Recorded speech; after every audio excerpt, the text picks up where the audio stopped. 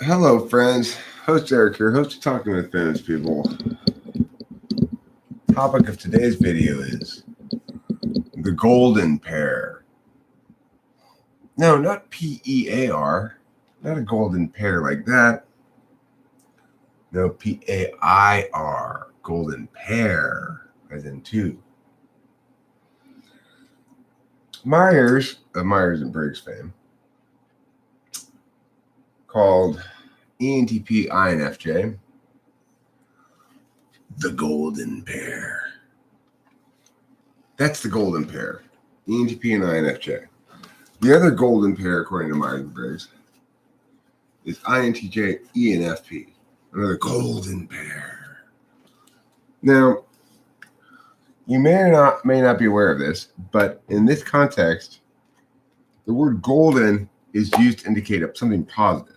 Like, not that the pair is cold and relatively soft for a metal, for example. Not that the pair is yellow, but rather that the pair is good. That's why it's referred to as golden. Kanki Krishna Sarmapagu says that ENTP is the perfect match for her. Well, Kanki and Krishna Sarmapagu, if you were an INFJ, I am telling you that. Yes, I am. I am telling you that in no uncertain terms. Now, I am going to say there's a little uncertainty because, well, I mean, I don't necessarily like the overly active FE of INFJs all the time, but it's not the guaranteed recipe to perfect happiness and never any problems. It's rather the golden pair. Now, I am going to take a little exception to it. Last night, before going to sleep, Rachel and I made love. And that was great. Then when I came out here to sleep by myself because I felt guilty about leaving Kitty for such a long time, well, Kitty and I made love all night long. So, when Kitty's an ISFP, there is that consideration, okay? If you factor in Kitty love, it's not necessarily the case that ENTP and INFJ are the golden pair. If you're talking about human love, then yes. But I can tell you, Kitty and I made some serious love last night.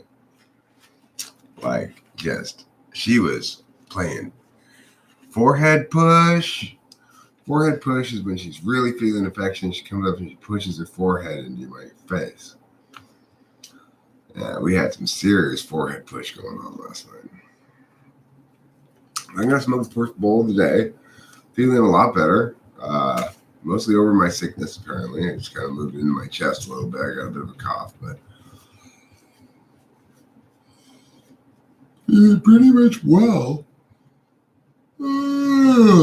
After a long and challenging weekend of a Berkeley, in the sense that the Slavs were throwing at me and Rachel a series of little bullshit stuff. And frankly, we dealt with it all so beautifully, it was kind of shocking. For example, yesterday,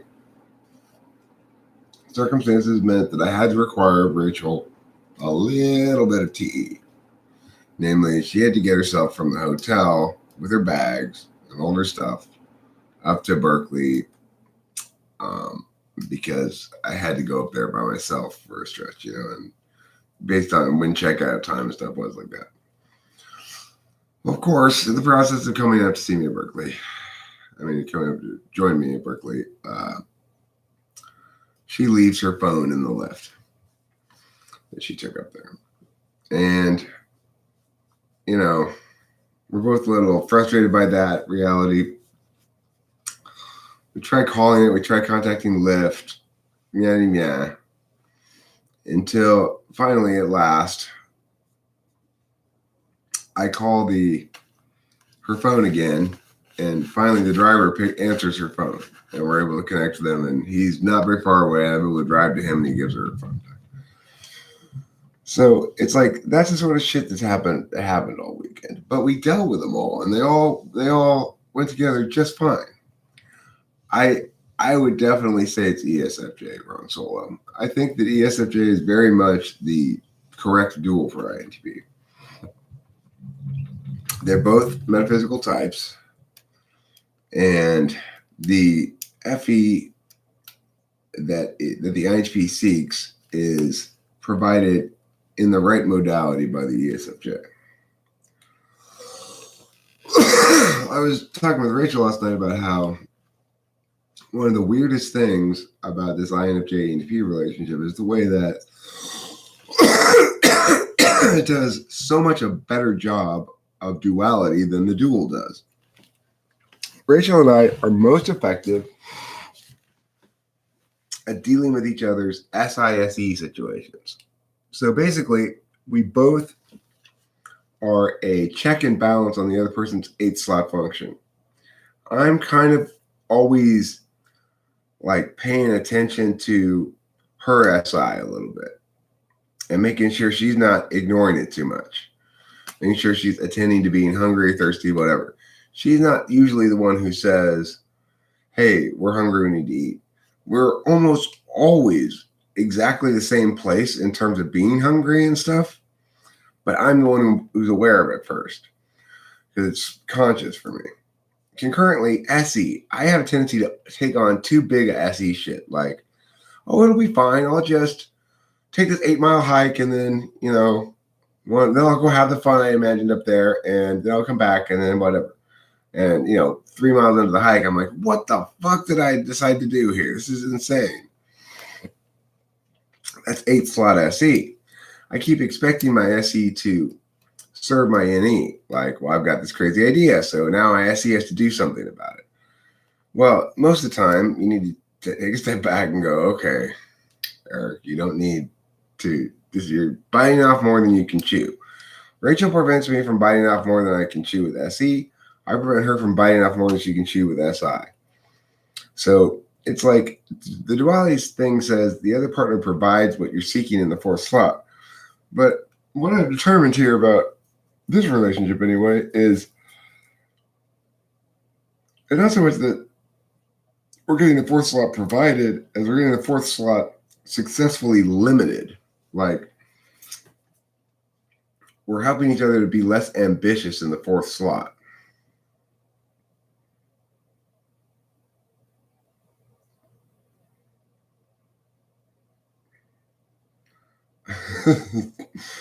I mean, Russell, I don't even understand the question because there's nothing I've expressed so far to suggest that I'm tired or bored or anything like that. I'm just saying that, like, for example, yesterday I got this notion that since they were looking to hire judges, that I would offer to judge some tomorrow. Yesterday. But the thing is, like, well, Rachel was slow getting out of the motel, a little slower than me. So I thought, well, pal, if she's not gonna be out of here till noon, I might as well see if I can get hired for a couple of rounds, make a little extra money. And plus, I just enjoying being part of the debate community, So I went up there to do that. Now, the thing is, when she got up there, and I explained this notion to her, like, hey, I think I might want to judge some extra rounds today. We can leave a little later. But yeah, she said, whatever you want to do. And so then after she did finally join me up there, and we went back to the car and put her bags in the car, and it doesn't matter. It's fine. He can state it however he wants.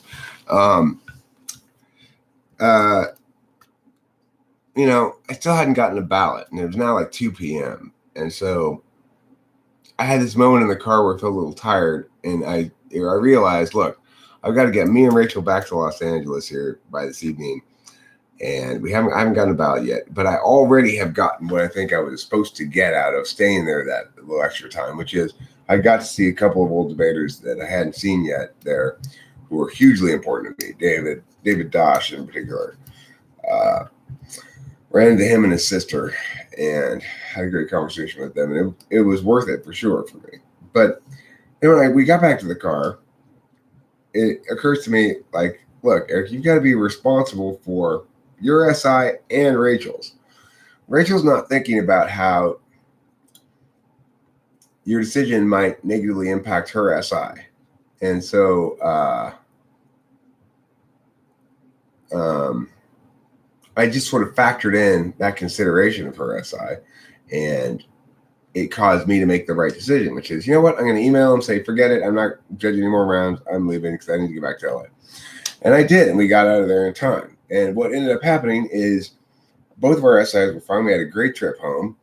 It was the right amount of constraint on my own SE.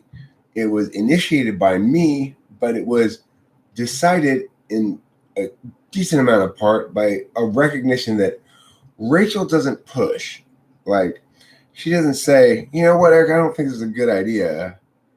She gives me the time to decide and sort of respects my decision about it, but I'm going to have to incur the consequences if I've pushed her too far in terms of SESI stuff. Same thing with me. I don't like being pushed in terms of SESI stuff either. So yeah, I did say we were going to do that, but you know, shit has changed. I'm not necessarily going to follow through on it. I don't want to get my chops busted or something like that. That's a sort of extremely easy and successful cooperative nature of the relationship that makes it just so golden. It's like we don't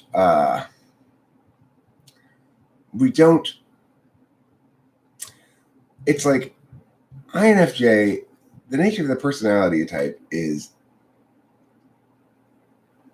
they're doing the social thing on its most nuanced level. Most other people are susceptible to being managed by that without full awareness of what's going on. But ENFP is just as metaphysical as INFJ.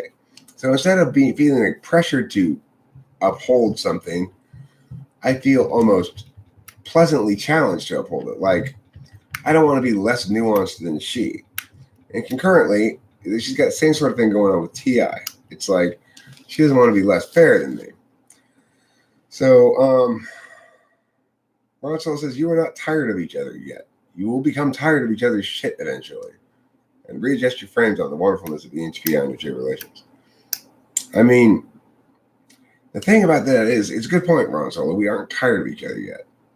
Despite living for 3 months straight with each other in the back room of my dad's house, 24/7, for months, without any real space for ourselves or anything.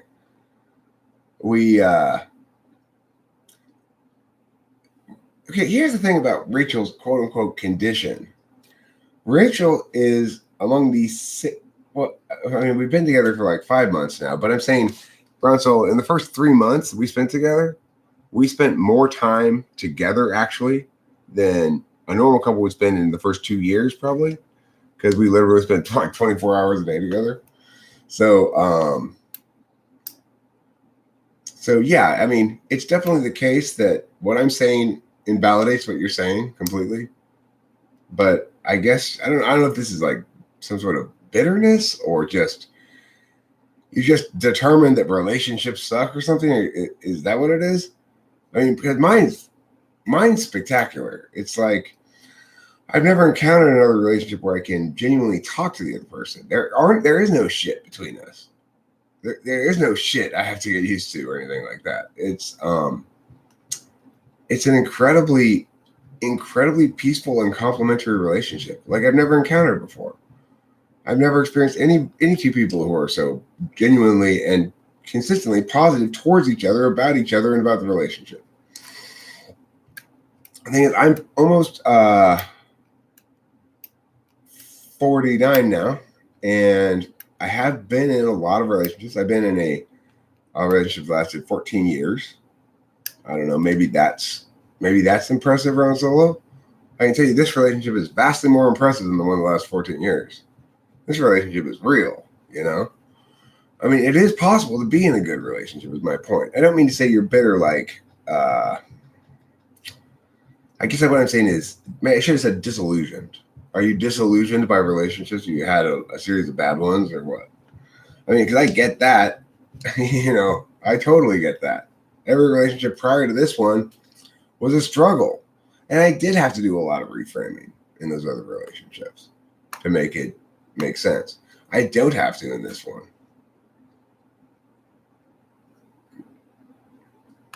Neither, Winston's mom. I was with Candace, Delilah's stepmother, for 14 years. I was married for 7, maybe 13. We were together for 7 and married for 6, or vice versa, I think.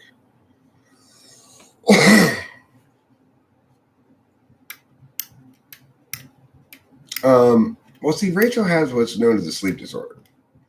It's thought of generally incorrectly by psychologists and psychiatrists. They tend to think that the sleep disorder part is a symptom of the problem rather than the cause of the problem. They've got that wrong. Rachel takes her meds, which basically are meds that make her go to sleep at night. And she sleeps a good 9-10 hours every night.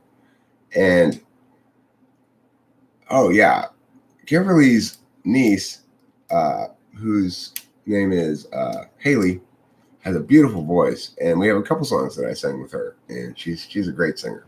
In particular, What's the Matter with Haley is what I call it. What's the Matter with the Ladies is the name of the song.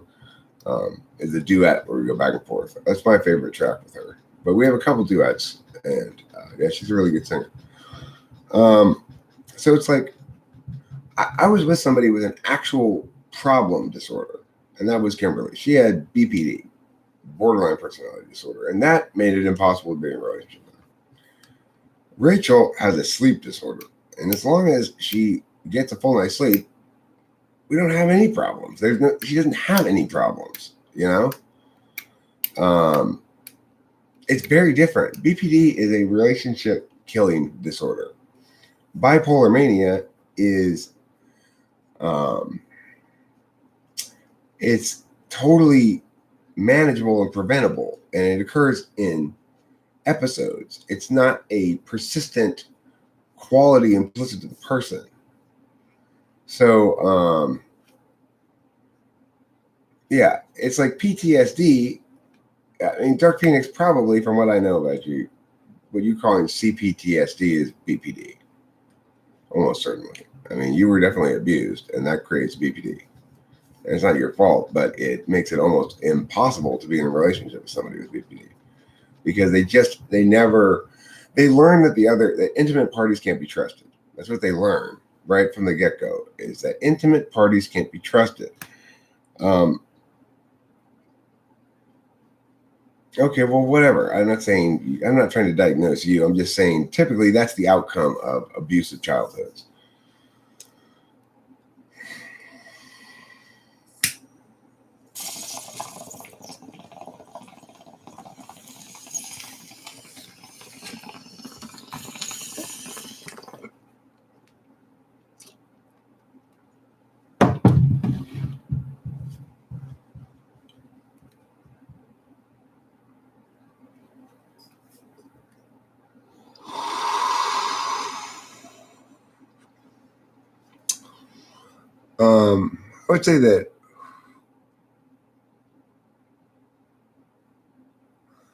I would say that all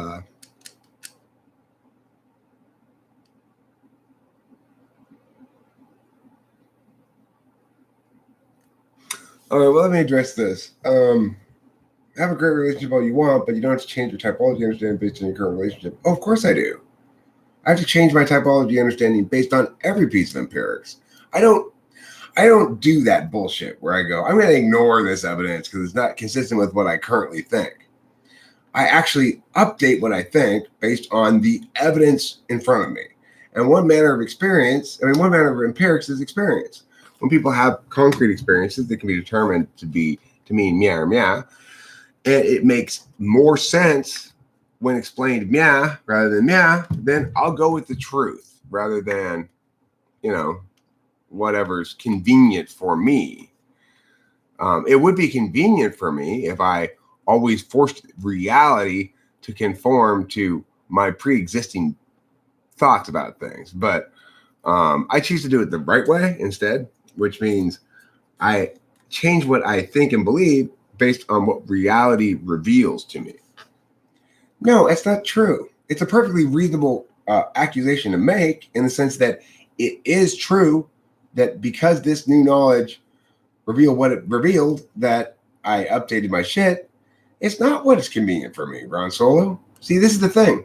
If that were true, here's the beautiful, beautiful thing, Ron Solo. If that were true, then you'd have a good piece of evidence to show where my changes create some contradiction in the system, that the system no longer holds up because of this contradiction. But you can't do that because that's not what happened. And the thing is, if you could do that, you would do that. You would have already done that, and you wouldn't have wasted your time with the unsubstantiated claims. Admit what? That I'm not perfectly right about everything, that I need to continue to update and adjust things to make them clearer?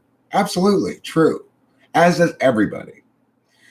Is it the case that if I fix something that was wrong before, that I've somehow invalidated what I've done in general? Absolutely not.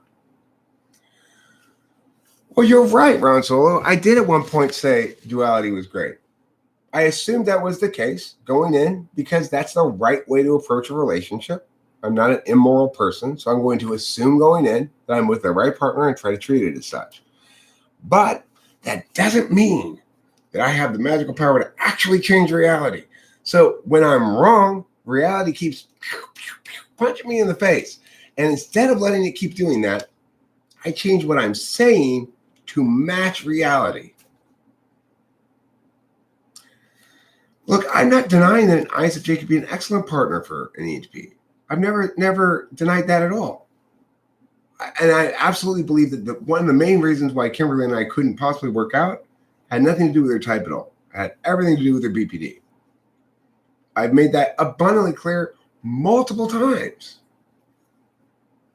But I also have a very good reason that existed as a contradiction prior to me making this change that is resolved by me making this change. Namely, that duals for judgers are the same aspect, physical or metaphysical, in the dominant. Whereas duals, sociotic duals for perceivers, are opposite aspects. Now, this was a contradiction that existed prior to me noting it, right? Recognizing it and saying, here's the answer, here's what explains all this. And the thing is, what you're saying is, it would be better for me to maintain my position in the face of contrary evidence, because we have contrary evidence. We can see how, in fact, I didn't really get my SI needs met by that ISFJ, probably because of the BPD. But what I'm understanding is, SI needs are complicated in the sense that the nature of those needs is going to be very much influenced by the dominant aspect of the type. That a metaphysical type has a different expression of those needs than a physical type does. So, it's great when we do have reality do like it did for me here, where the evidence forced me towards the right direction. But that only happens, Ron Solo, if you, like me, are capable of detached, a detached, disinterested calculation.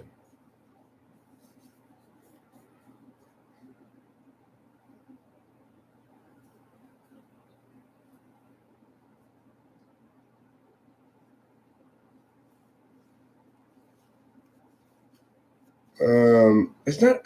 See, Ron Solo, do you hear the difference with what you're doing and what I'm doing? I'm giving explanations that mean things and explain things. You just throw out shit. Red herring fest. What the fuck do you mean? Which of those things are actually red herrings? A red herring is a meaningful expression. It says, I threw out something that sounds like it's relevant, but isn't actually relevant to deflect away from something. So explain to me what I threw out there that sounded relevant, but wasn't relevant in order to deflect away from something. Which aspect of it? No, Ron Solo, you said there were red herrings, right? So which aspect of what I said, which of my words were a red herring? Tell me. If in fact you were convinced by something I said that I was throwing out red herrings, then surely you can give me an example of a red herring. It is an expression that means something. Those aren't just random sounds you said.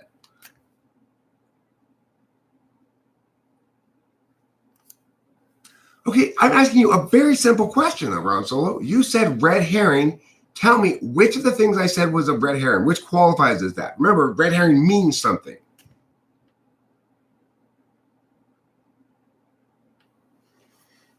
You don't have to be able to talk to type an answer to that. If you have a clear understanding, if you really meant what you said, then you have a clear example in mind. Otherwise, you wouldn't have said that. At least one. You said there's a fest of red herrings. Do you not have a red herring in mind? Then you're just blowing smoke. That's the difference between you and me. Say them again. Ron.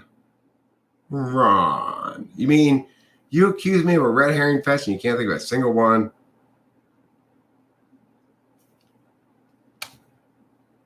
I'm not doing your work for you, Ron. You're the one who made the claim. You substantiate it. See, if you were like me, at this point, you'd concede because you'd lost. If you'd beat me, I would have conceded. For Christ's sakes. It's like, be an adult.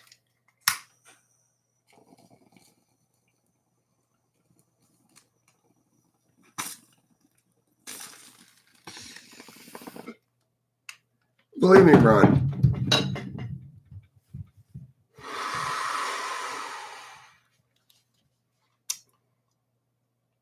Well, have I anticipated your line of reasoning? Well, have I self-critiqued regarding such? And you've not done nearly as much mental work on this issue as I have and are unprepared to debate it with me. Nevertheless, I engage you and do what I can to facilitate your attempting. But if you want to know the inevitable outcome of this, and the reason it's the inevitable outcome has nothing to do with my superior rhetorical skills.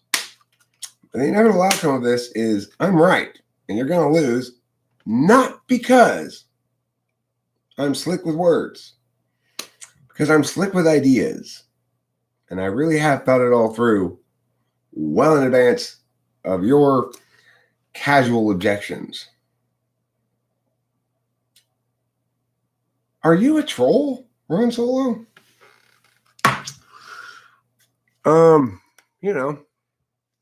Approach your lives as though they were novels with their own heroes, villains, red herrings, and triumphs. I like to say just that, I give you the benefit of the doubt that at the very least, you're a foil in my novel. Come to fence me with your swords. The least I can do is a flashy and entertaining job of dispatching you. After all, that makes for an interesting bit of a chapter in a book. Whereas being all polite, or even worse, being wrong, makes my story not very good. Why are you telling Winston's mom to stop copying and pasting? Are you the copy-paste police, Eileen? Old mate McGraw. I think I like Cloud more. Cloud will be around again. Who knows? Probably. He'll come and say I'm a ISFP next.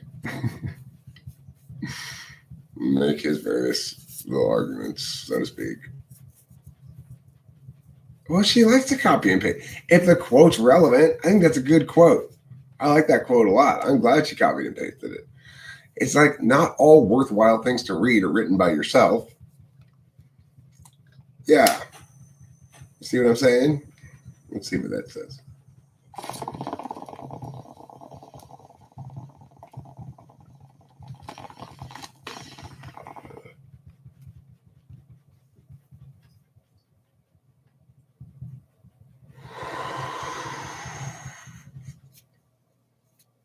You're on the phone, you can't react to it. I don't understand that at all.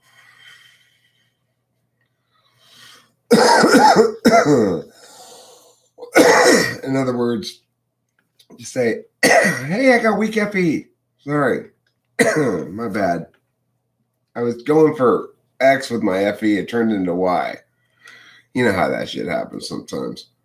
I would be empathetic towards that myself because I know how that shit happens sometimes too. I was going for X and it turned into Y. I was going for helpful and it turned into rhetorically assaultive.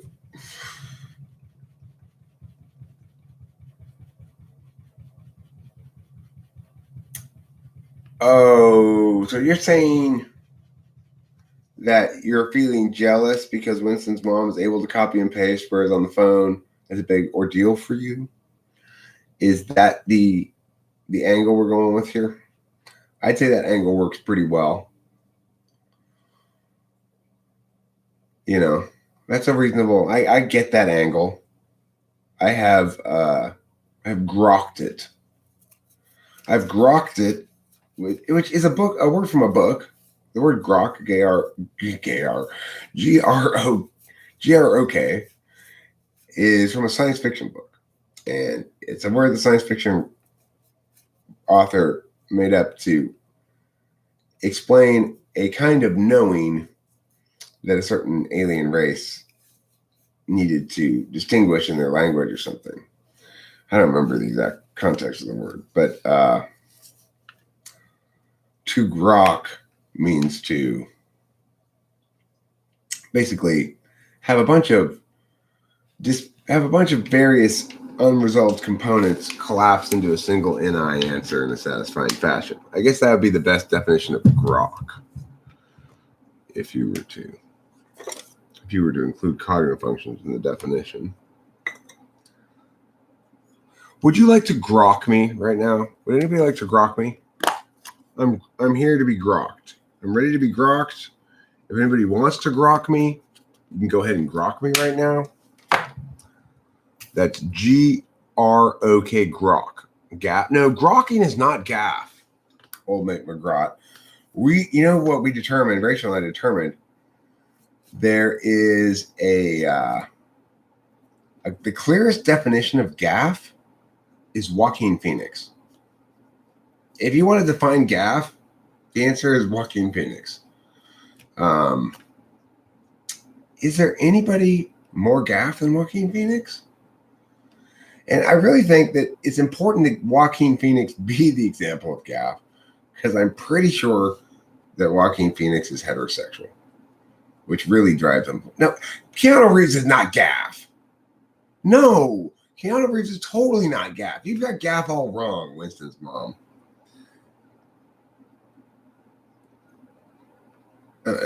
It's Joaquin Phoenix, okay? Look, Keanu Reeves doesn't have the FI-driven self-importance. Like, taking his craft so seriously. Man. Joaquin Phoenix is gaff. Oh my God, he's so gaff.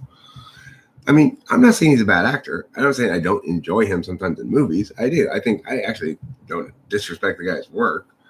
But if you ever hear him talk in an interview or something, there is nobody who reaches as high on the scale of gaff as Joaquin Phoenix. I mean, okay, no, that's not true.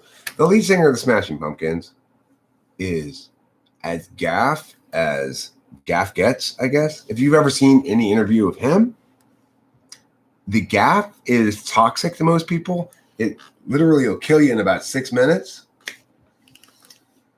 Oh my God. Lead singer of the Smashing Pumpkins, you make me like projectile vomit continually for an hour.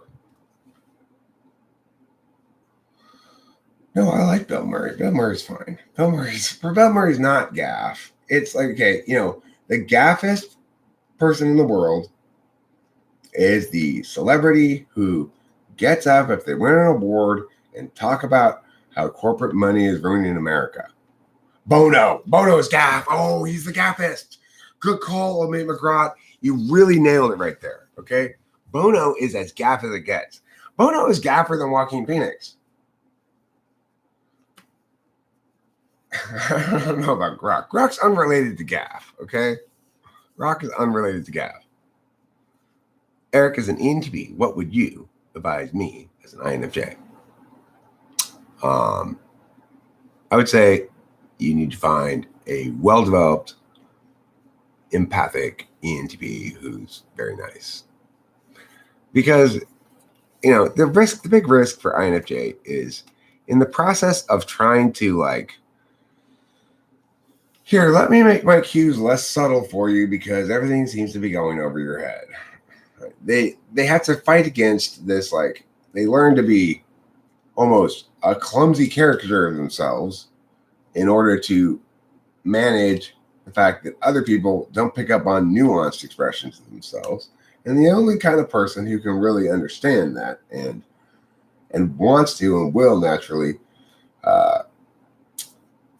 complement the INFJ's nuance rather than either abuse it, take advantage of it, because the INFJ doesn't want to be as crude as is required to check the other person, or simply miss it, just be slow on that area. So there you go.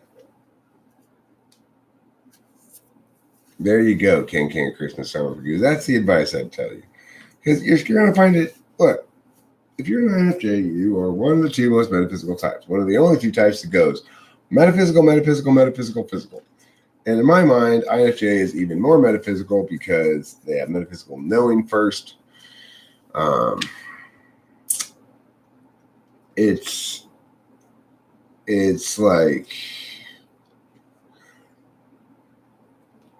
like Rachel, yes, last night said something, she expressed a worry or an insecurity, I guess you'd say, or a fear, which was, do you still worry, Eric, that we might just be a mirage? And I tried to explain to her, I never worried about that.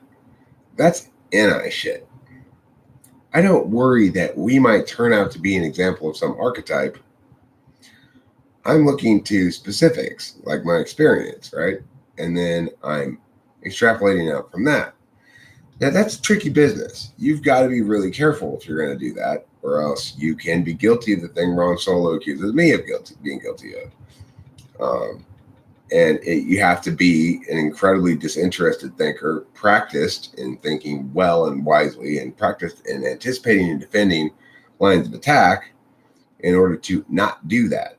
Which is to say, when you extrapolate from your experience and you say, well, I'm with an ISFJ, she acts like this, therefore ISFJs act like this, most people will necessarily be doing shit wrong.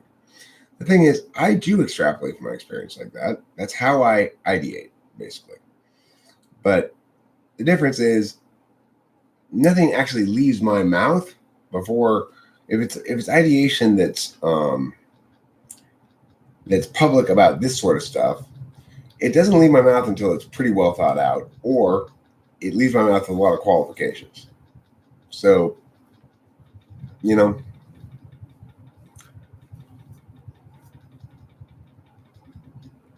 I've been studying your chart, host Eric. You're looking for your lobster, and your soul is seeking its partner, its soulmate. This is your driving force because you're karmically ready.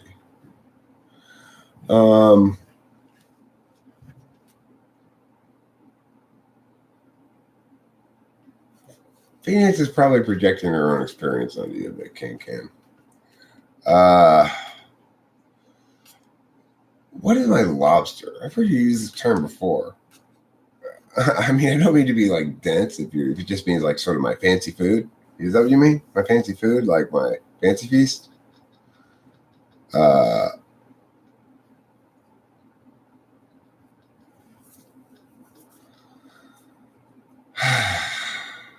I don't see only the good in Rachel. That's not true.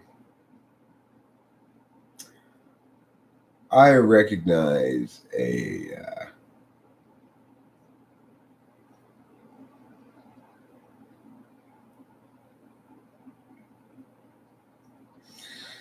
thing is, I understand the importance of choosing which words one says. I've learned to understand the importance of that related to FI stuff. And so I guess I always knew it. It's not like really I've learned it. I've always been careful about FI. Well, not always. No, that's not true. My late teens, early 20s, mid 20s, late 20s maybe, I was fairly rough and tumble, I guess. I remember having conversations where I spent a fair amount of time explaining to my first wife what was wrong with her being an FI user, basically. But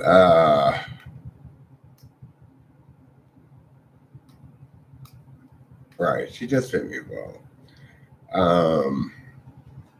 She fits extremely well in the sense that our rhythms are very complementary.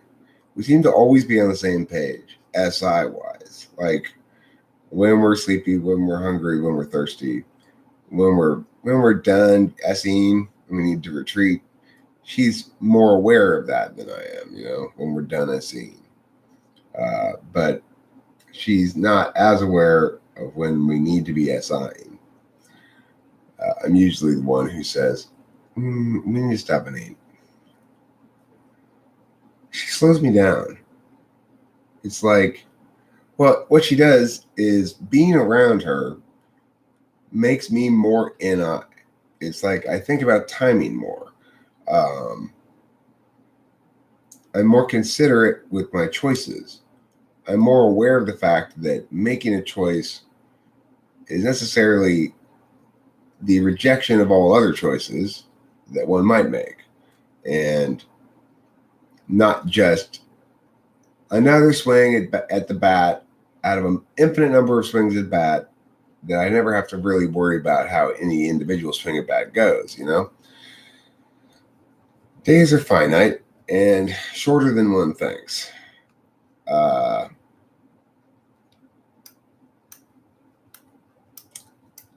I'll answer that question in a second, Bad Curry. It's a good question. I have a good answer to it, but let me finish this thought. Nicholas Washington says, I thought extrovert types had to say it out loud to think it through. No, that's not true. I do talk as I think, but I think like I talk also. In other words, you could also say this: I write like I talk, and I talk like I write. So it's the same thing whether it's going on internally or vocalized. Being a TI tool user means, in fact, quite the contrary. Most intellectual stuff or TI stuff I've thought out thoroughly before I ever talk about it. I've validated it on multiple metrics before it gets out of my mouth. Because maybe because of the FE third slot frame, I don't want to ever be in a position where I'm going to lose that argument with my own solo, So I have to make sure I've thought this shit out before I leave my mouth. For a TI Dom, for example, they might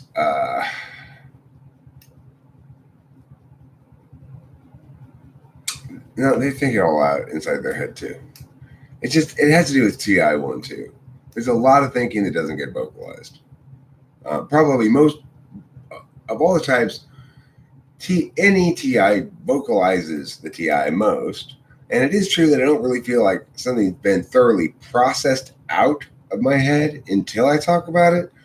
But until I'm ready to talk about it, then I don't talk about it. Nikolay Che. Yo, Eric, I'm researching a correlation between MBTI and visual design. Do you happen to have any thoughts? Also, how are you doing? Visual design? You mean like what kind of visual design aesthetics one has? Well, I would say that if you're talking about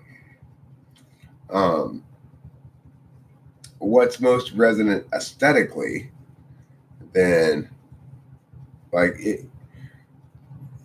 I think that certain types are going to care a lot about design, what something looks like. If you're talking about the look like it part, but there's another aspect of design which is like you can arrange your furniture in a sensible way where you don't run into your end table as you're walking across the room, or you can arrange it in a not a sensible way. That's more of like a TE thing.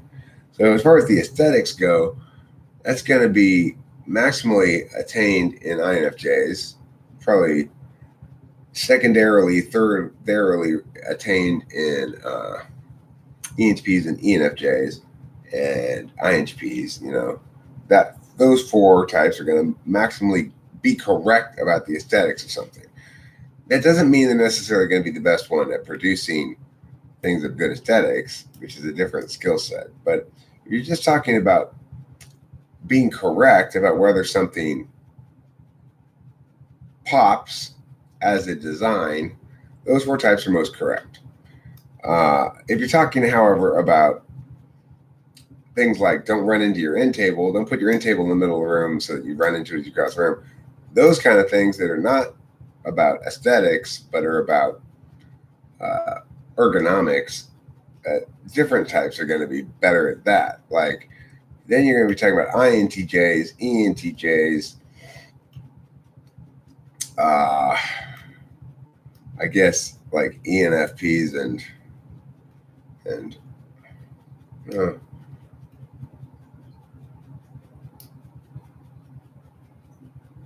yeah, maybe ESTJs. I'm not sure about that one. You also have Scorpio 10th house mid-heaven. Your sexual energy wants to be the top.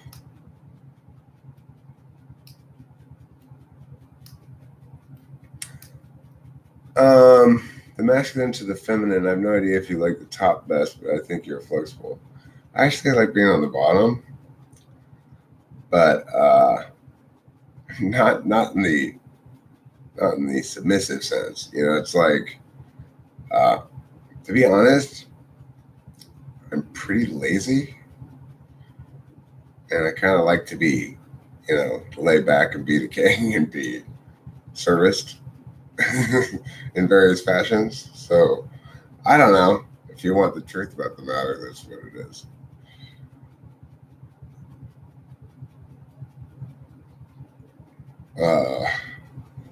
It's funny. I was brushing her hair last night, which I kind of get a kick out of because it's like a little demonstrative TE. It's more of a complicated process than you'd think. Okay, like brushing a girl's wet hair, long wet hair, is a challenge to brush, but I kind of enjoy the process. I kind of enjoy the sort of like animal husbandry, I guess you call it. Like, you know, with a horse, you groom a horse. I kind of get a kick out of that whole, you know, maintenance thing. So I do a fair amount of grooming of her, I guess.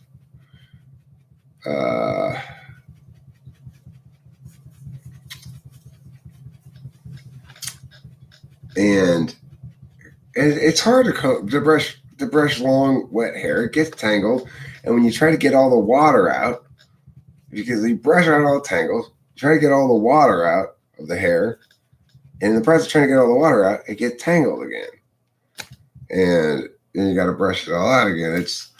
It's like I'm trying to figure out how to solve this problem, basically. I guess demonstrative T. Every time I tackle the long wet hair thing, like, there's got to be a fucking better way to do this. I think about how hair dryers are not an acceptable solution because they're too loud and they hurt your ears. I spend a lot of time thinking about shit like that, you know, as we go through the day. As some things come up, that's what it means to be an NE-DOM, right? So Rachel comes out of the bath or whatever, and her hair's all wet, and I like to sort of just dry her off and just generally prep her for battle, I guess you'd say. Anyway, so, you know, whatever.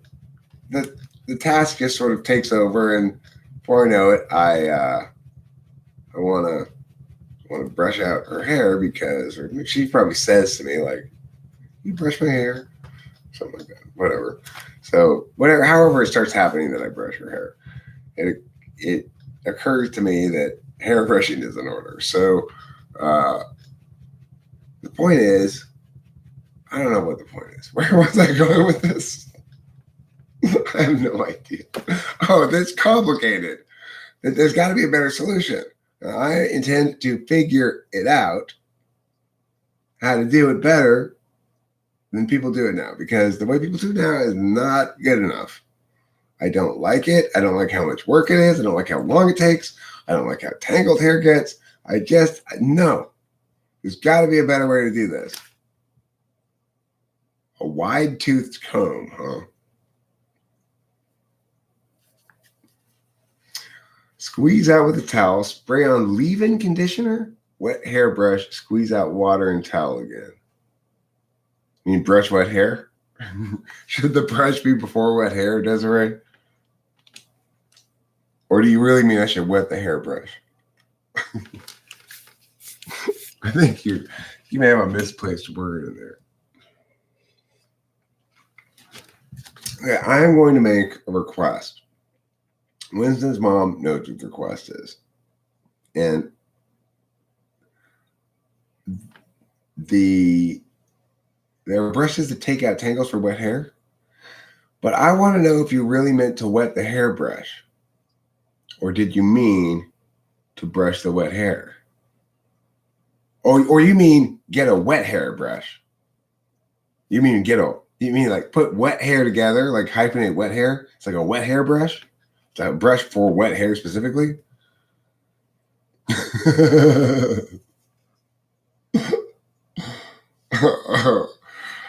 Old mate McGrath. But eventually her hair will start getting dirty. Don't you think? Thank you, Winston's mom. That's where we were getting. I was going towards. I need to go get another cup of coffee, and I need to smoke a cigarette. And Winston's mom has correctly conveyed the message I was going to convey, which is, would you please, if you don't mind, could you for a moment chat amongst yourselves?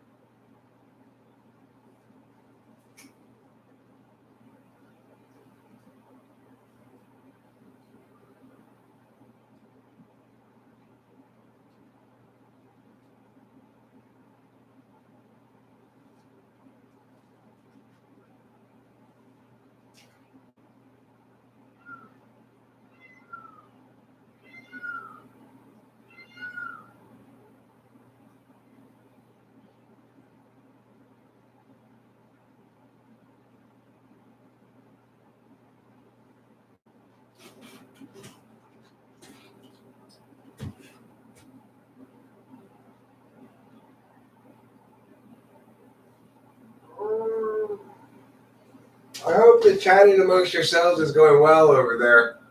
I get an update. I'm, about 15% into the cigarette.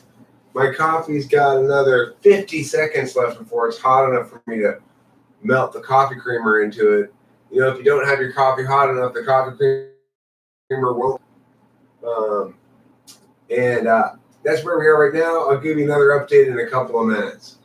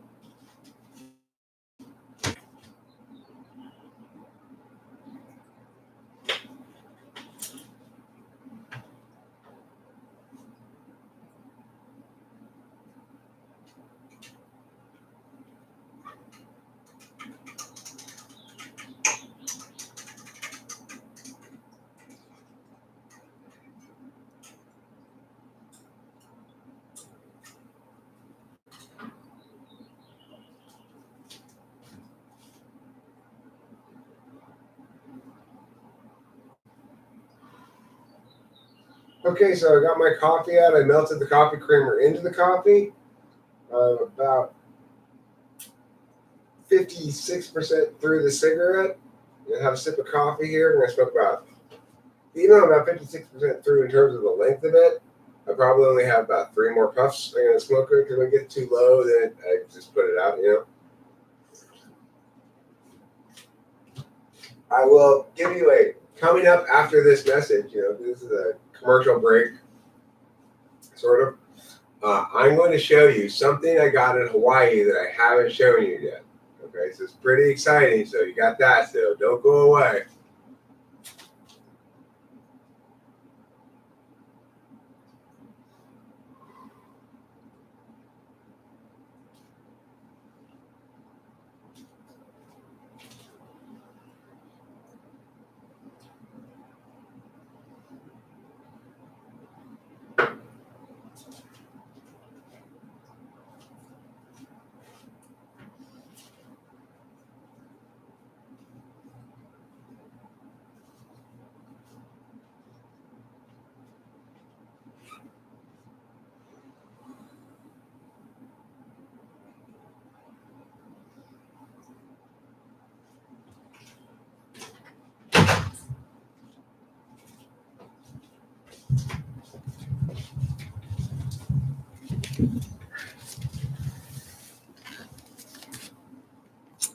Sarah, your E dropped 3 little arms.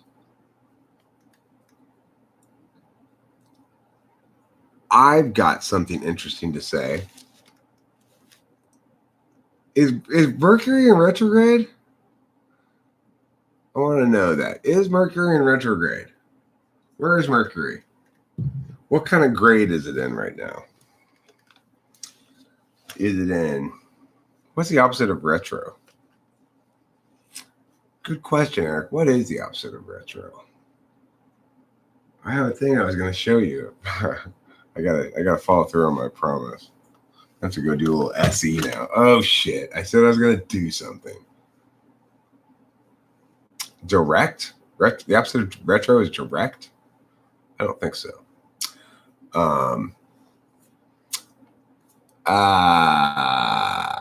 The thing I was going to show you.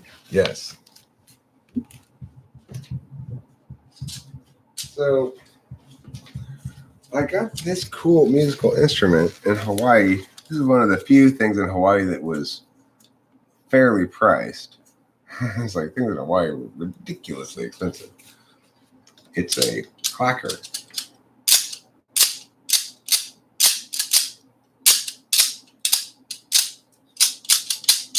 I am well. I am happy. I am full of joy. I am full of elation. The thing is, here's something I saw in Hawaii that I noted and found interesting. I got to watch my ESTP daughter interact with Rachel, and I got to hear Delilah say to Rachel at one point, like, because Rachel, you could see the, I don't know what kind of wood it is. It feels like pine. I think it's probably just pine. But yeah, it's a cool clacker. I'm looking forward to doing a little recording with it.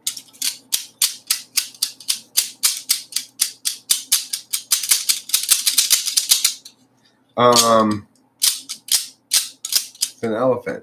See? It's an elephant clacker. $6. It's a good deal. So what I got to see in Hawaii with Delilah and Rachel was Rachel doing her thing and Delilah lapping it up, dual style, right? And I heard Delilah say to her at one point, don't encourage me, don't encourage my extroversion too much or I'll just talk your ear off and, I just keep on eating from that trough of FE. It seems to me indicative of the fact that you need a metaphysical type because ESTP is going to prioritize physical FE, which is sort of experiential FE over long-term narrative FE. And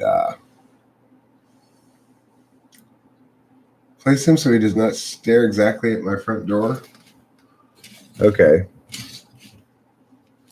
He's not staring at the front door anymore. He was actually staring at the front door, though, interestingly. I had placed him so he was staring at the front door, which is odd. He had to be at this sort of angle like this to stare there, but that's how he was.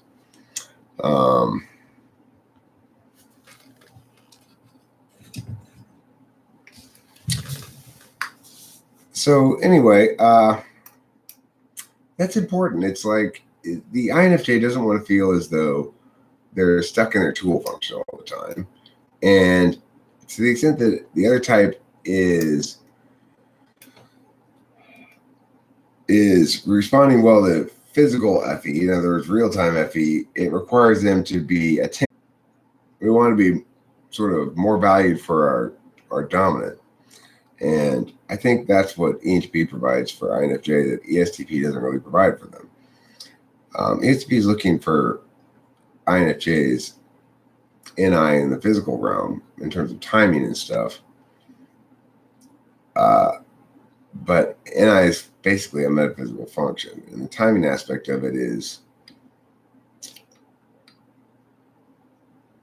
it links so much with an INFJ to the metaphysical aspect of things because of the FE that you can see the problems arising. And you can anticipate the problems arising.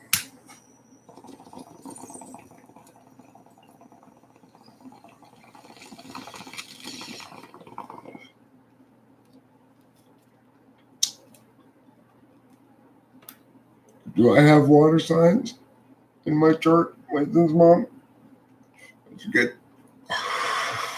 Good TI. Astrology check.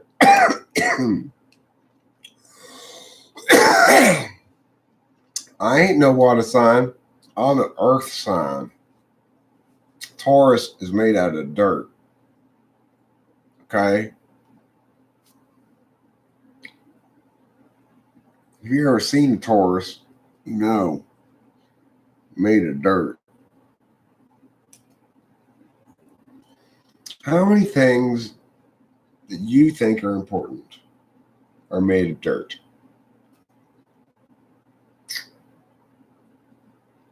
Potty.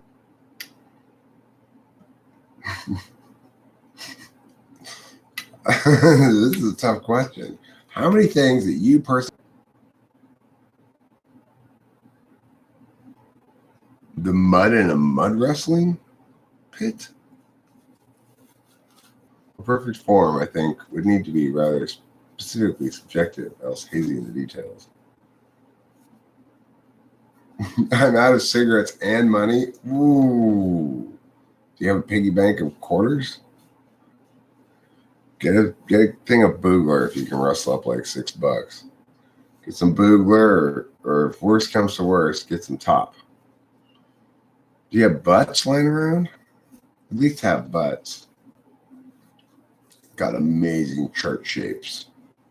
That's what they tell me. You know, I got octagons. I got decagons. I got rhombuses galore. I got ellipses. I've got all kinds of shapes. Yeah. Thanks to my fit. You know, to any consolation, Matthew, I am just about out of weed. And that means masculine 6, fire 4, feminine 4, earth 4, cardinal 4, air 2, fixed 2, water 0, mutable 4. Earth is the best thing made out of dirt. Nicolay Shea, you win the dirt question. Good point. Except, is magma really dirt? One of them was yesterday when we finally met up at the university after her Lyft ride where she left her phone in the lift. So, you know, we both just sort of kept her cool. I have this handle in the car. It's the handle of my bag that broke off. The second bag handle that I broke over the course of Rachel's visit and the 2 vacations that we've been on. This last one was really a vacation, but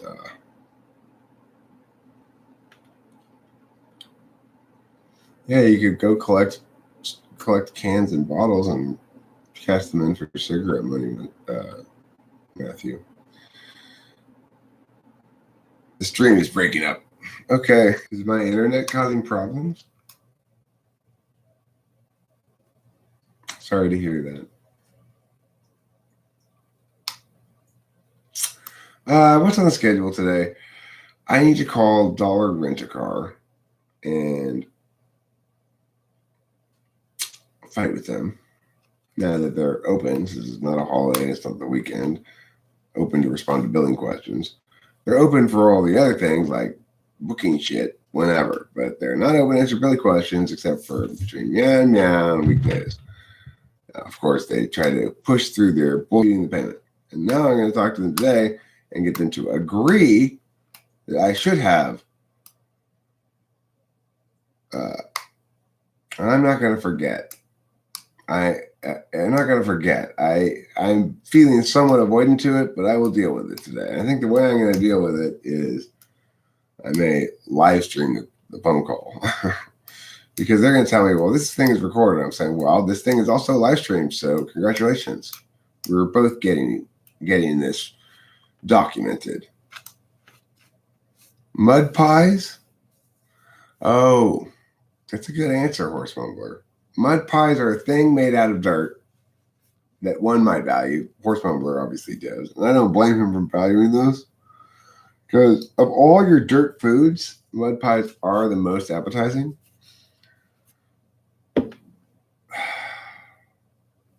Yeah, I gotta call that goddamn place. I gotta call Dollar and I gotta put my foot up their ass.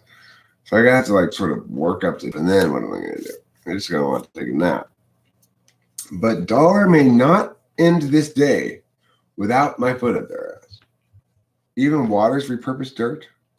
Because I have some water in me. I know because I drank some earlier. Well, actually, I drank coffee, but coffee has water in it, I'm pretty sure.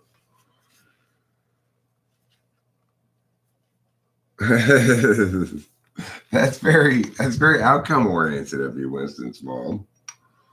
I don't want them to be nice because I want them to be scared by the time I'm done with them. I will tell you how the various things that I've rehearsed in my head already. This is what I mean by you think things out before they come out of your mouth. It's good that I didn't talk to them right away, which I would have done if they had been open because I didn't have enough of a chance to think about it. Now I'm fully prepared for shit. Because this is what they did, okay? Hi, Cloud. First of all, they tricked me into getting this extra insurance coverage, this extra basic insurance coverage, by positioning it as though I could choose between either basic or extended coverage, but that I had to take one of them. Now, she didn't explicitly say that, but the way she phrased it and everything implied that, and I just got off a plane and wasn't thinking about doing battle with a fucking rental car company's trickery, right? So,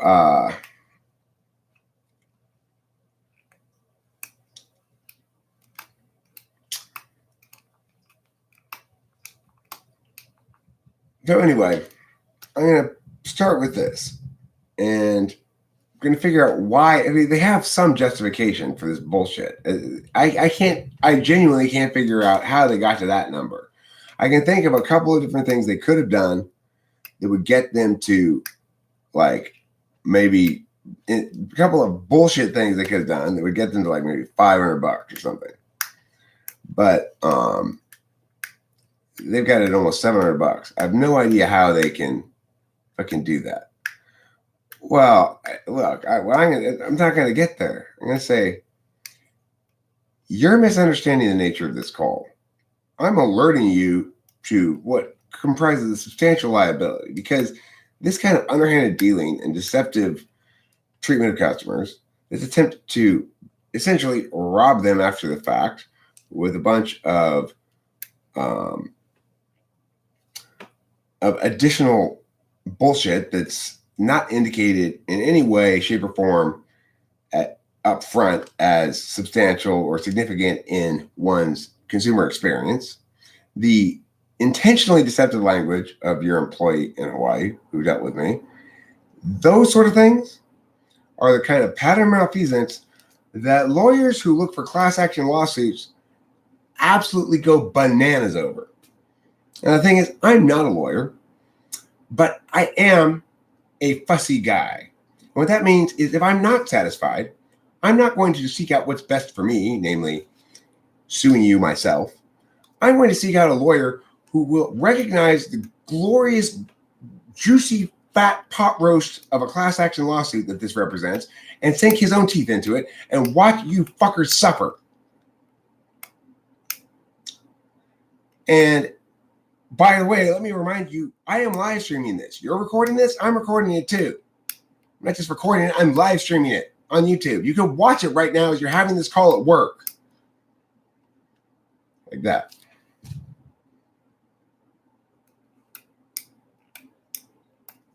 Dollar rent-a-car, I will be satisfied today or I will have your head on my fucking wall.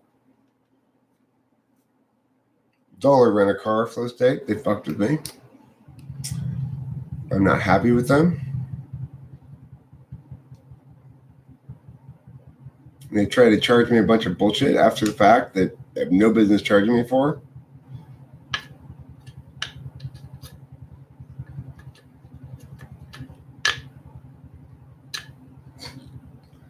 I'm talking about a rental car company.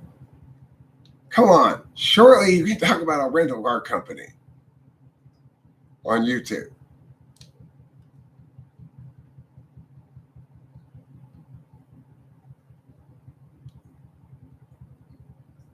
Well, this one fucked with the wrong guy.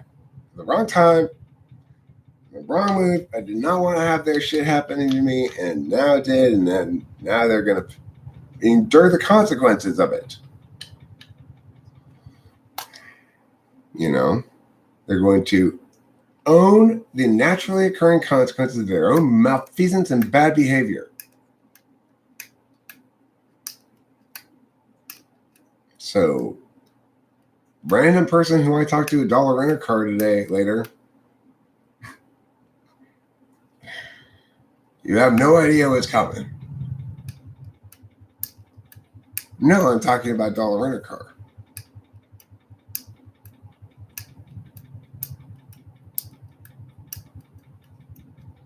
Well, that's why I'm going to live stream it. Of course.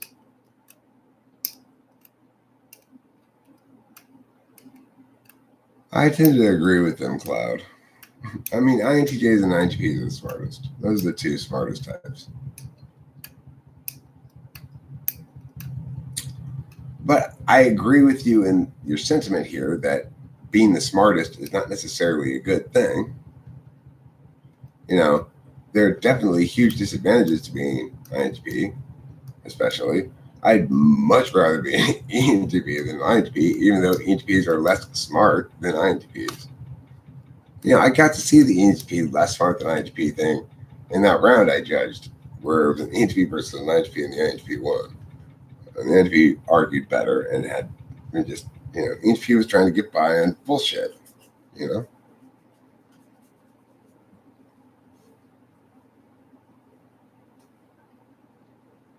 I don't think NIUs think they're smarter than anybody else. I think that INTJs and INTPs are equally intelligent in their respective ways.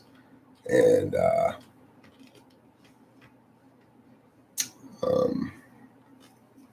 you know, so, well, Cloud, I mean, it depends on the debate, obviously, in the two debaters. The one I judged in JVLD at Berkeley, the ENTP tried to pull ENTP bullshit, smoke and mirrors, and a lot of little tricky rhetorical stuff. But I'm not just an ENTP. I'm a debate coach. I'm a professional debate coach that's been a debate coach for years and years. And so that ENTP's bullshit wasn't going to fly with me at all, no matter how beautifully polished up it was. And it was pretty nicely polished. I recognized it for what it was. He was just assigning a bunch of necessary but insufficient burdens to his opponent. And he was spinning shit like, the INTP had him penned too well, so he ended up trying to spin stuff in ways that, I don't know, a lot of people will probably have caught on to. But he tried to spin the fact that an article only talked about how nuclear weapons had a deterrent effect, as meaning that only nuclear weapons could have a deterrent effect. He tried to spin that, and you could just see the INTP's eyes widen, like, please tell me the judge isn't buying this shit. But I was already typing into the computer. No. You're not gonna pull that shit.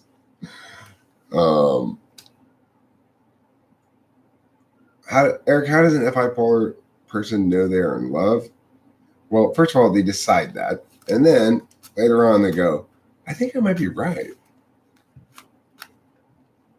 That's how. Billy Goat's Gruff, Momopticon.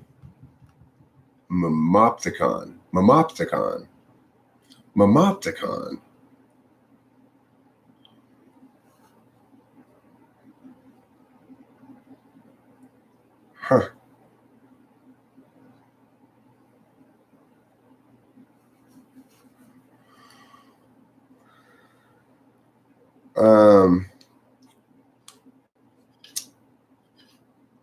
That's an interesting name. I think INFPs are better with details and handling money and stability in INFPs. Yeah, that's true. But as an ENFP, and I would never trust a bad SI user with any money matters or planning. Well, I mean, you get better at it as you get older a little bit. I'm not as bad about that stuff as I used to be. It really helps also to be with somebody for whom my natural sort of 6-7 thing works out. Like my demonstrative TE fits in well with somebody who's got polar TE, because I naturally then want to solve problems and they want me to, and it fits nicely, Momopticon. It's a great thing to delegate to an ENTP. Yeah, I heard. I'd be Cloud. If you want to go tell him I'm ready to go again right now, I could go right now. But remember that I'm not going to just let him clown and troll. If he's just clowning and trolling, I'm just going to fucking bail, He has to actually engage me. Okay, I'm not here to play, straight man to his merry prankster, okay? I don't see him as a merry prankster. I see him as the, well, I mean,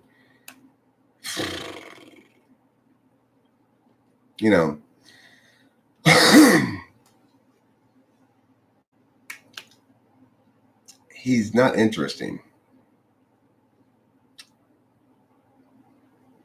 It's not true. He's become interesting. Yeah, I'm up for it now. Sure, I do right now. He has become interesting.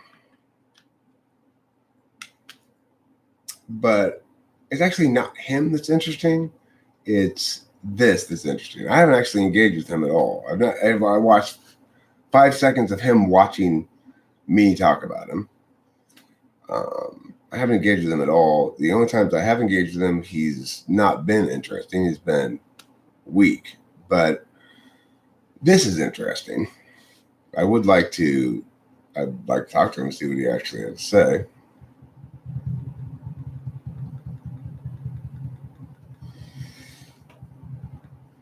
You will have a hard time debating me?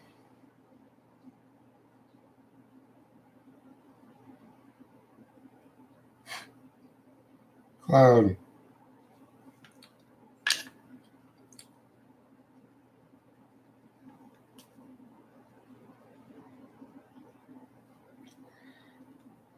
You mean he doesn't know how to explain himself? Is that what you're trying to say? He can't explain what he means. Yeah, I know. Don't worry, I can.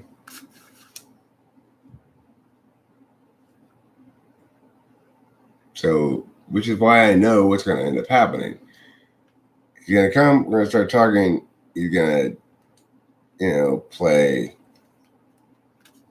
again, shock jock radio bullshit, probably, of some sort, like,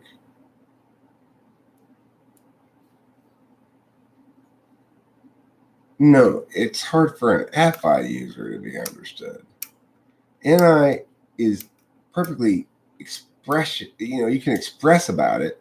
It's just not deductibly parsable. So like an NI truth is an engine works to move a car forward.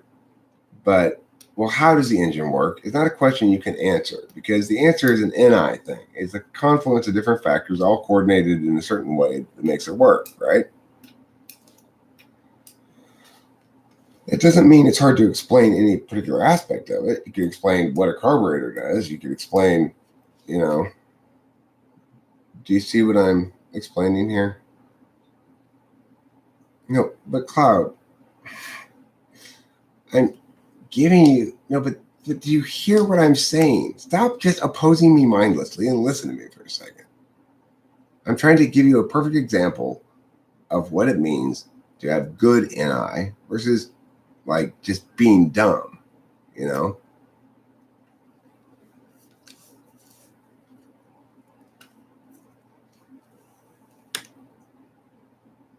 My point is that if you ask somebody to explain how an engine works, the question is kind of meaningless, because NI, that's why, because the whole is the answer and the various interactive components to it, right? Do you understand that, what I just said? You do, right? So learn something. Take a moment and actually learn something.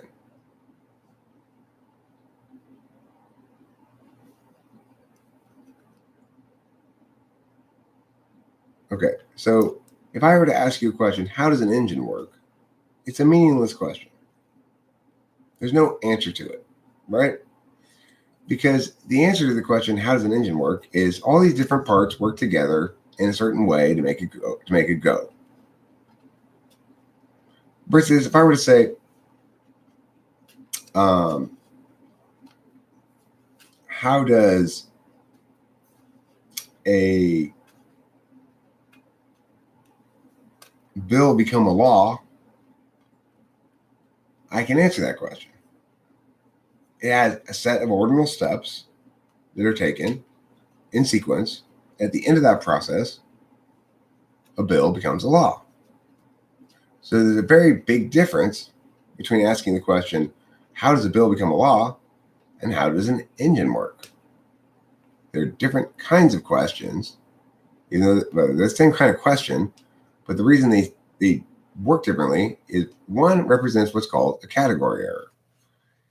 It's not appropriate to ask that question about how an engine works, because an engine is a complex system of different parts working together, and there's no single answer to the question, how does an engine work? Whereas there is a single answer to the question, how does a bill become a law? In other words, same kind of question, but different kind of thing. NI is the engine kind of thing. It resists questions like, how does a bill become a law? Because the NI answer is always a holistic confluence of various factors. Now, that doesn't mean you can't answer questions logically and objectively about NI wholes. If I were to say a carburetor slows the car down when you push on the bigger pedal inside, I would be wrong. That's not what the carburetor does. That's what the brake does. That's different. The brake and the carburetor are different.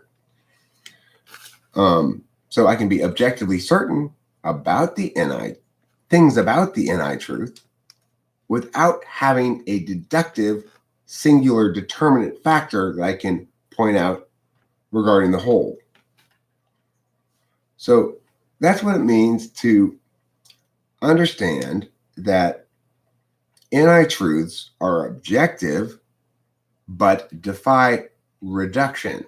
They're irreducible truths. So they're not convictions. No, hear what I'm saying. NI wholes are objective, but they are not reducible. You might call them things that have a quality of emergent phenomenon. Something that is reducible and explainable either conditionally or ordinally, which is to say, through a series of if-thens and if and only ifs and ors and ands and stuff like that, conditional logic, or through an ordinal step. In other words, things supervene upon the previous thing. We must do X first before we can do Y. Then we have to do Z, then we have to do A, then we have to do B, and then we have to do C, and that's how we're going to get to D. That's something that is reducible.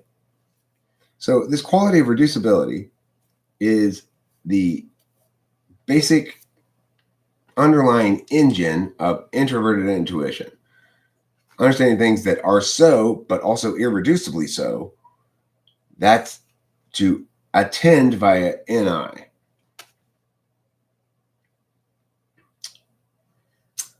I want to thank you, Cloud, by the way, for eliciting such a good description of NI from me.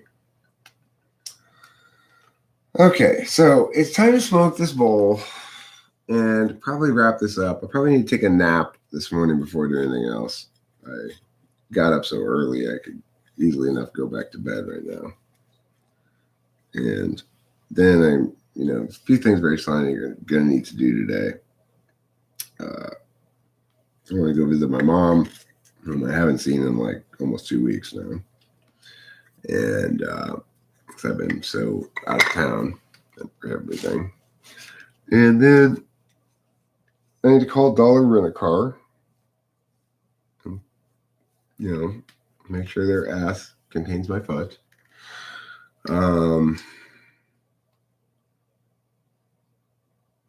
Any update on debate? My kid went 3-3 if you're asking about debate tournament.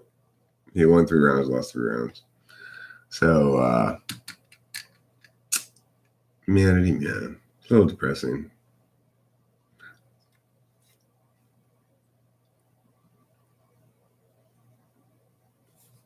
Bowl smoking time.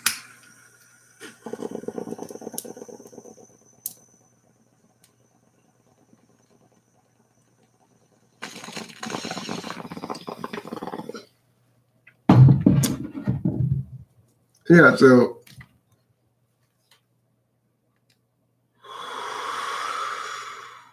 be happy to debate your boy Clyde. I'm not going to do it right now, actually, because I'm tired. I'm going to go inside and take a nap. But basically, anytime it's fine. I mean, I guess if you were to show up for a second and say, fine, let's do it. But I'm not going to wait around at all for him.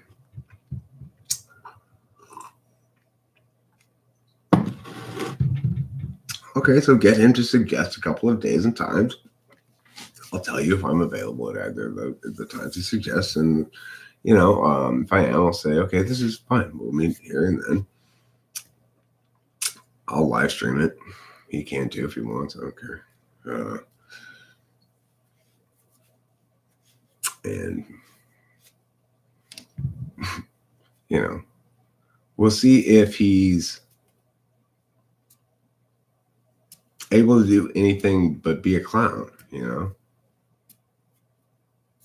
If he has any ideas worth hearing, I'll hear them. Even if he has no ideas worth hearing, I'll still hear them.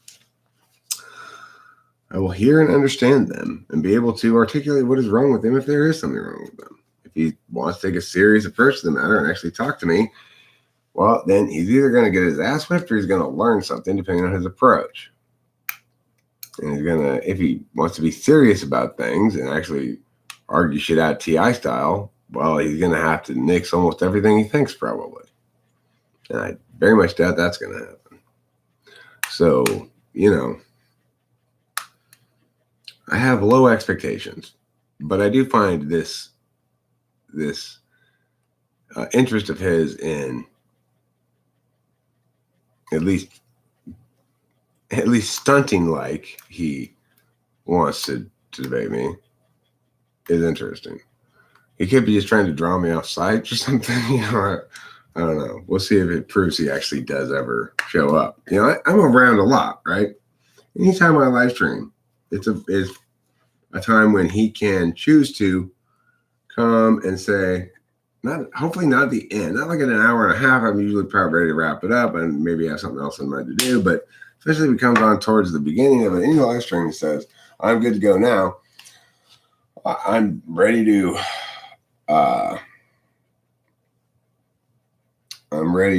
go, So it's not like it's hard to find me.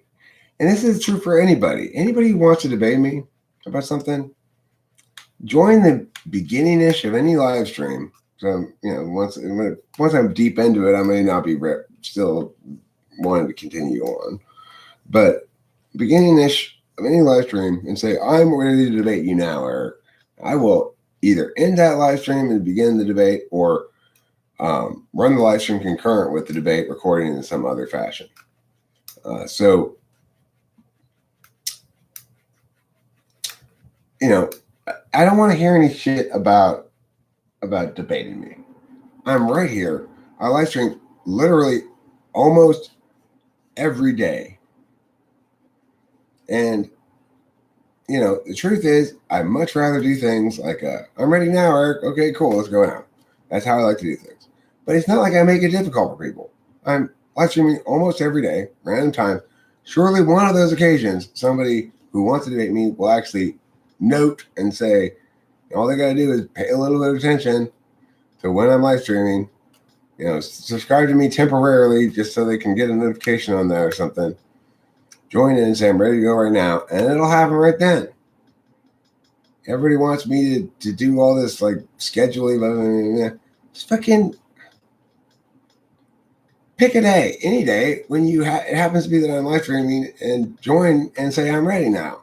That's so much easier. Why does everybody want to do things the hard way? I don't know how many. I have no idea, Matthew, but I seem to put a video at least every day almost. Seems like. I don't unlike being an ISFP because they're particularly judgmental. Are you judgmental?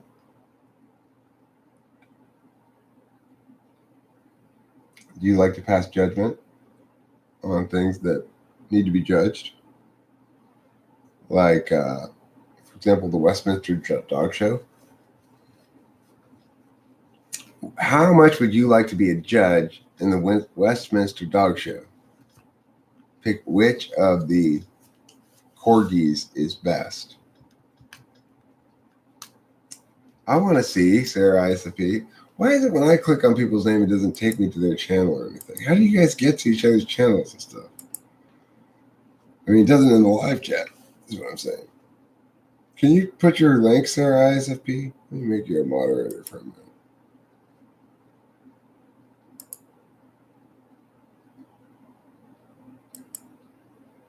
Do you think, Sarah ISFP, that you could make the correct choice if you were judging a kitty pageant and you saw this kitty in your kitty pageant? What place would you give this kitty? Your choices are A, first place, B, something other than first place. Nothing happens for me when I click on the icon. Can you put your link now that you're a moderator? Look at this kitty. Look at the goodness and truth in her heart. You can see it, can't you?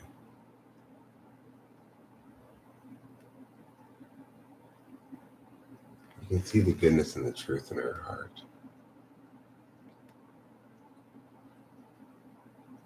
Huh. Oh, the P. Oh, the P. What a good kitty. Thank you, Winston's mom. That's correct, Sarah. That is the correct answer. Good job. You got the correct answer. The correct answer to that question was first place. That's what place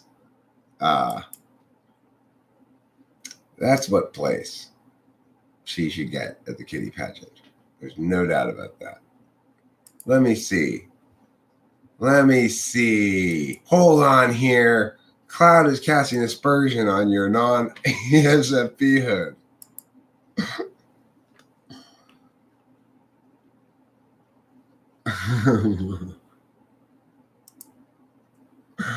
I'm not so sure about that, Matthew, but I appreciate your thinking highly of her in that fashion. I may be asking a little too much of any cat.